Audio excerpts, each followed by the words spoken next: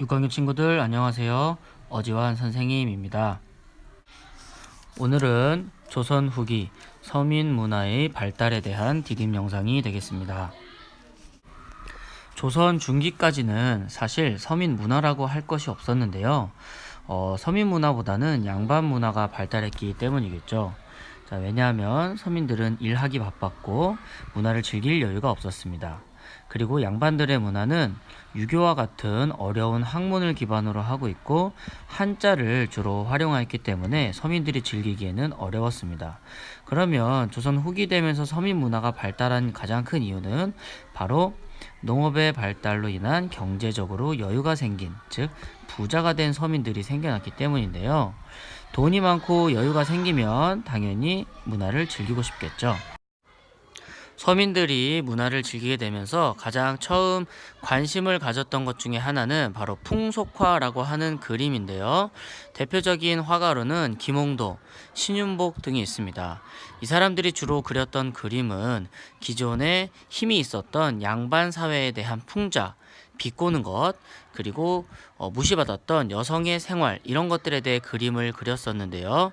여러분들이 선생님을 그림으로 그린다고 하면 멋지게 그리기는 쉽지 않겠죠. 선생님을 우스꽝스럽게 그리거나 선생님의 말과 행동을 비꼬게 재밌게 그리려고 하겠죠. 그거와 마찬가지로 서민들이 문화를 즐기면서 양반에 대한 풍자와 그리고 그동안 무시받았던 여성의 생활 등에 대해서 그림을 그렸다고 합니다.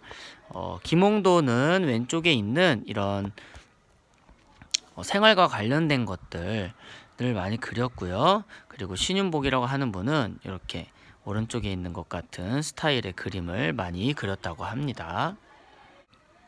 풍속화와 함께 또 인기를 많이 얻은 것은 민화입니다. 민화는 일종의 부적이라고 생각하면 되겠는데요.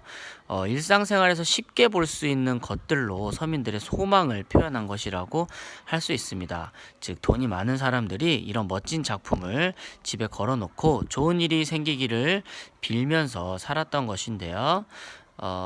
여기 몇 가지 작품을 보면요. 자코도라고 하는 그림은 까치가 좋은 소식을 전해주고 호랑이가 잡기를 잡아먹으려는 그런 바람, 그리고 화조도라고 하는 것은 꽃과 새가 함께 있는 것으로서 화목한 부부가 되고 싶은 바람을 그렸고요. 아래 보면 백수백복도라고 하는 것은 한자와 그림이 좀 합쳐져 있는 그림인데요. 오랫동안 살고 싶은, 100살까지 살고 싶은 마음을 담은 그림이고, 문자도도 이렇게 효자효라고 하는 이런 글자를 그림과 함께 그림으로써 어떤 서민들의 마음을 표현했다고 볼 수가 있겠습니다. 그림뿐만 아니라 글과 어떤 소설에도 관심을 갖게 되는데요. 그 전까지는 사실 서민들이 공부를 할 필요가 없죠.